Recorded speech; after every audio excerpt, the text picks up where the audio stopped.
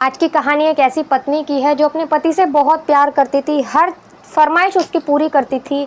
और वो अगर कहता था मुझे ये पसंद नहीं है, मुझे ये खाना है, अभी वो तुरंत यही खाना बनाती थी। वो कहता था मुझे गाजर का हलवा नहीं चाहिए, मुझे खीर खानी है, तो वो आधी रात को खीर बनाने के लिए भी तैयार हो जाती थी। लेकिन जो उसका पति था उसे परेशान ही करता रहता था हमेशा। और एक दिन ऐसा होता है कि वो अपनी पत्नी की याददाश्त जाने का फ़ायदा उठाता है और अपनी ही पत्नी को बहन बना लेता है अपनी, और किसी और लड़की को घर में लाकर अपनी पत्नी बनाकर रखता है। दोस्तों, आज की कहानी आपको बहुत अच्छी लगेगी और बहुत ही भावुक कर देने वाली कहानी है आपको। दोस्तों, मैं गीता गुप्ता, स्वागत है आप लोगों का मेरी आज की एक नई सच्ची कहानी में। जय माता दी। और अगर आपको वीडियो अच्छी लगे तो प्लीज़ वीडियो को लाइक कर दीजिए, चैनल को भी सब्सक्राइब कर दीजिए अगर आप चैनल पर नए हैं तो।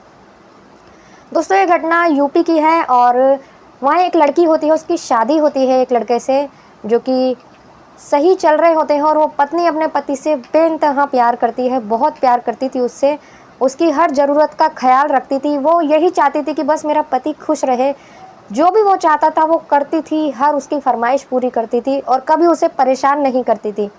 ऐसे ही दिन निकलते जाते हैं, लेकिन जो उसका पति था वो किसी और लड़की से संबंध बना लेता है और किसी लड़की के चक्कर में पड़ जाता है। अब वो उसी लड़की से मिलता रहता है। और जो वो लड़की थी जिससे उसका रिलेशन था, वो लड़की उसके पैसों को ही वो समझती थी और उससे हमेशा कहती थी मुझसे शादी कर लो, मुझसे शादी कर लो। अब वो उससे कहता है कि मैं अपनी पत्नी का कुछ करूं तो तुमसे शादी करूं, उसको हटाऊं रास्ते से, क्या करूं क्या ना करूं, यही सब चलता रहता है। वो उससे लड़की से मिलता रहता है। पत्नी बेचारी घर पर उसका इंतज़ार करती रहती है कि मेरा पति कब आएगा। फ़ोन करती है, वो फ़ोन नहीं उठाता। और जब वो घर पर आता है तो उससे कहती है कि क्या खाओगे क्या नहीं खाओगे। वो खाना बनाती है तो ये बनाया है, मुझे तो चावल नहीं खाने, मुझे रोटी खानी है, तो वो रोटी ला के रखती है। तो कहता है कि मीठे में क्या बनाया है, तो वो कहती है गाजर का हलवा बनाया है। तो वो कहता है गाजर का हलवा तो मैं नहीं खाता। तो वो कहती है कि आप तो शौक से खाते हो गाजर का हलवा। तो वो कहता है कि खीर का नाम सुना है, मैं खीर खाता हूँ। वो कहती है कि चलो मैं खीर बना कर लेके आती हूँ। तो वो गुस्से में खाना पटक देता है और जाकर अपने कमरे में सो जाता है। जब वो सो जाता है, उसकी पत्नी उससे बात करती है, लेकिन वो अपनी पत्नी को बार बार धक्का दे देता है और उससे बात नहीं करता। वो सो जाता है, उसको नींद भी आ जाती है, लेकिन उसकी पत्नी को नींद नहीं आती। और वो आधी रात को उठती है 2 बजे और वो सोचती है कि चलो मैं अपने पति के लिए खीर बना देती हूँ। वो सुबह उठेंगे तो खीर ठंडी भी हो जाएगी, फ्रिज में रख दूँगी और ठंडी खीर खाने में उनको बहुत अच्छा लगेगा। तो वो खीर बनाने लगती है। अचानक उसके हाथ से पानी की जो बोतल होती है वो गिर जाती है नीचे फर्श पर, पानी फैल जाता है। वो खीर बनाकर फ्रिज में रखने के लिए जब जाती है तो अचानक उस पानी पर उसका पैर पड़ता है और वो फिसल जाती है। जब वो फिसलती है तो उसका सर दीवार में लगता है और दीवार में लगने से वो उसके सर में खून निकलने लगता है। और आवाज़ सुनकर उसके पति की आंख खुलती है और वो कहता है कि ये भी परेशान करती रहती है मुझे। और वो जब जाकर किचन में देखता है तो वो ज़मीन पर पड़ी होती है। वो उसे आवाज़ लगाता है निधि निधि, लेकिन वो नहीं सुनती और उसको उठाकर अंदर कमरे में लेकर जाता है, डॉक्टर को बुलाता है। उनका फैमिली डॉक्टर आता है और वो उसे देखता है, उसकी पट्टी वगैरह करता है। जब उसे होश आता है तो उसकी याददाश्त जा चुकी थी, ना वो डॉक्टर को पहचानती है ना ही अपने पति को पहचानती है। लेकिन उसका पति इस चीज़ का फ़ायदा उठाता है। वो उसको कहता है कि मुझे पहचानो, मुझे पहचानो, ये तुम्हारा घर है, ये तुम्हारा ही तो घर है। डॉक्टर भी उसे बोलता है कि मैं डॉक्टर हूँ, अपना नाम बताता है, लेकिन वो नहीं पहचानती और अपने पति को बोलती है कि दूर हटो मुझसे, मुझे क्यों हाथ लगा रहे हो, तुम कौन हो। तो यही उसी लड़की का उसके पास फ़ोन आता है और वो उस लड़की को सारी बात बताता है। तो वो लड़की बोलती है कि ये तो खुशी की बात है ना, अपने आप हमारे रास्ते का कांटा हट गया है। अब क्या है, तुम उससे बोल दो कि कुछ भी बोल सकते हो, उसे घर से निकाल दो, ये है वो है। वो उसे अजीबोगरीब बातें बताती है और उससे कहती है ऐसा करो। तो उसका पति जब वो बार बार पूछती है तो वो उससे कहता है कि मैं तुम्हारा भाई हूँ। अपनी पत्नी को ही बोलता है मैं तुम्हारा भाई हूँ। तो वो जब कहती है कि आप मेरे भैया हो, वो उसके गले लग जाती है और ज़ोर ज़ोर से रोने लगती है।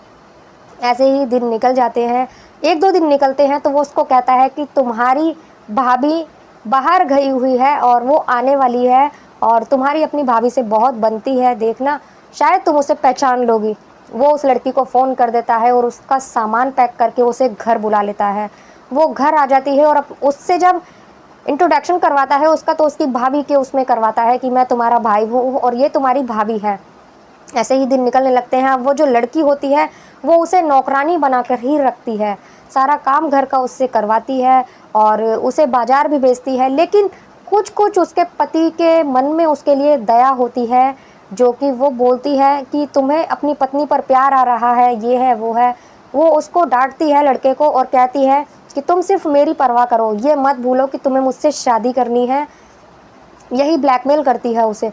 धीरे धीरे दिन निकलते जाते हैं। अब वो पूरे घर का काम उससे करवाती थी और उसको नौकरों जैसा बर्ताव उसके संग करने लगती है।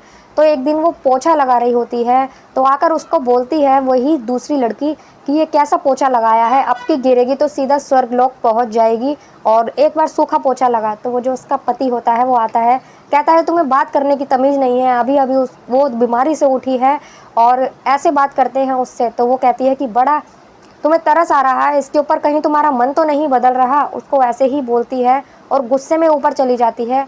वो भी ऊपर चला जाता है और फिर से उसका एक बार निधि का पैर फिसल जाता है और उसका सोफे से सर लगता है।